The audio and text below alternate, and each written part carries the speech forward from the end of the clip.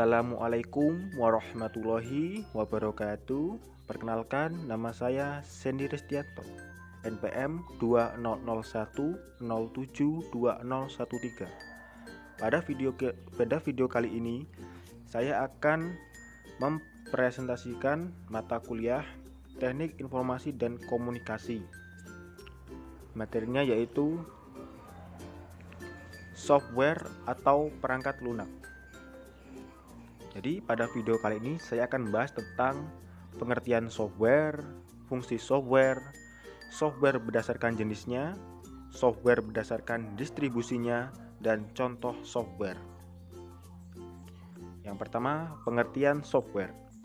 Software adalah data yang diprogram, disimpan, dan diformat secara digital dengan fungsi tertentu.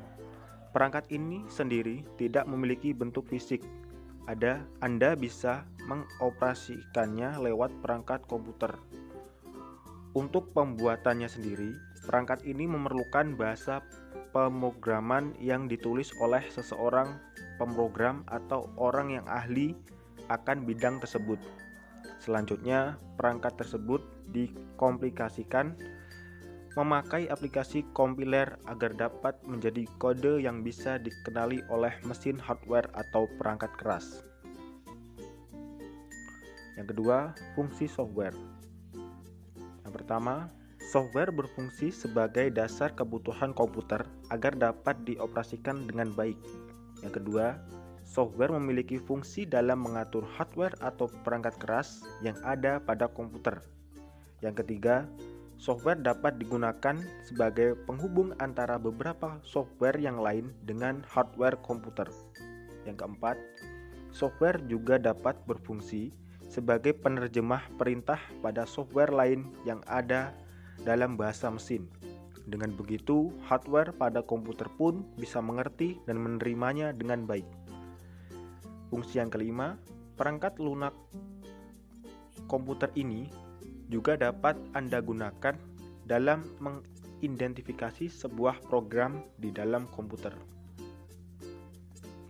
Kita masuk ke pembahasan tentang software berdasarkan jenisnya. Yang pertama, sistem operasi. Perangkat lunak jenis ini digunakan untuk mengatur setiap perangkat keras yang sudah terhubung dengan CPU komputer.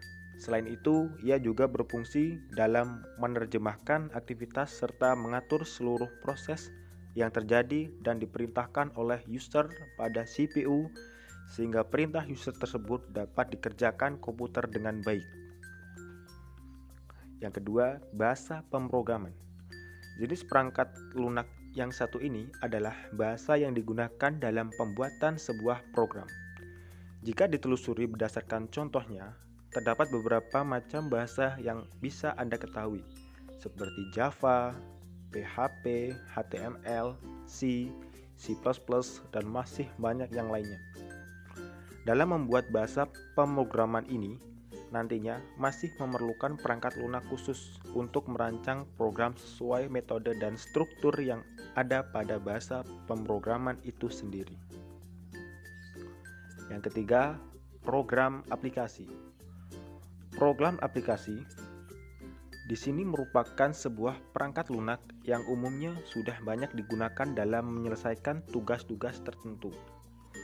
Dalam hal ini, software dapat berfungsi sesuai dengan tujuan pembuatannya. Salah satu contohnya adalah Excel, Microsoft Word, kalkulator, dan lainnya. Pembahasan yang selanjutnya yaitu software berdasarkan distribusinya. Yang pertama, firmware. Firmware merupakan jenis penyimpanan perangkat lunak yang hanya bisa dibaca.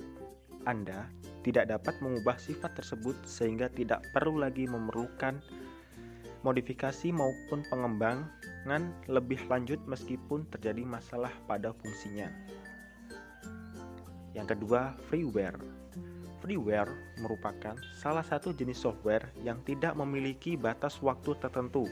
Akan tetapi, kebanyakan software ini memiliki fitur yang tidak begitu lengkap, sehingga penggunanya pun kurang maksimal. Yang ketiga, hardware. Jenis perangkat lunak ini dapat diperoleh serta digunakan tanpa biaya. Akan tetapi, perangkat lunak ini masih menyediakan kompensasi dengan adanya iklan yang muncul pada perangkat komputer yang digunakan. Yang keempat, open source, yakni sejenis perangkat lunak yang dapat dibuka kode sumbernya. Anda juga bisa mengubah dan meningkatkan hingga menyebarluaskannya. Umumnya, software jenis ini diperoleh tanpa biaya dan dikembangkan oleh orang lain menggunakan lisensi yang bernama GPL atau General Public Lisensi. Yang kelima, malware. Malware merupakan satu jenis dari software yang dianggap berbahaya dan bisa merusak apabila disalahgunakan penggunanya. Perangkat lunak apapun yang disengaja dirancang untuk menyebabkan kerusakan pada komputer, peladen, klien, atau jaringan komputer, berbagai jenis malware ada, termasuk virus komputer. Yang keenam, shareware. Shareware merupakan sebuah perangkat lunak yang dapat digunakan untuk keperluan tertentu. Anda bisa menggunakannya secara gratis. Pada umumnya, jenis perangkat lunak yang satu ini digunakan sebagai demonstrasi dengan fitur dan waktu penggunaan yang terbatas. Yang ketujuh, spyware. Spyware adalah software yang khusus digunakan dalam memata-matai setiap aktivitas pengguna komputer. Teknologi informasi yang mengacu kepada salah satu bentuk program berbahaya yang memasang dirinya sendiri ke dalam sebuah sistem untuk mencuri data pengguna atau merusak sistem pengguna tersebut. Yang selanjutnya, contoh software. Contoh software yang pertama adalah Microsoft Office Word. Software yang satu ini bisa Anda gunakan untuk mengetik dan mengedit sebuah dokumen dalam tampilan kertas. Yang kedua, Microsoft Office PowerPoint. Software yang digunakan untuk membuat sebuah presentasi. Anda bisa menggunakannya untuk mengedit foto, membuat video, dan masih banyak lagi yang lainnya. Yang ketiga, Microsoft Office Excel. Tidak jauh berbeda dengan Microsoft Word, perangkat ini digunakan untuk mengedit serta membuat sebuah dokumen dengan tampilan kolom. Yang keempat, Mozilla Firefox.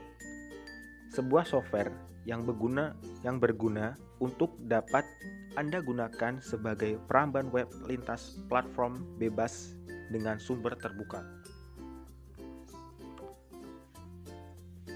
Baik, demikian presentasi dari saya mengenai materi software atau perangkat lunak. Terima kasih, semoga video ini bermanfaat bagi kita semua. Saya akhiri, wabillahi taufiq wal hidayah. Wassalamualaikum warahmatullahi wabarakatuh.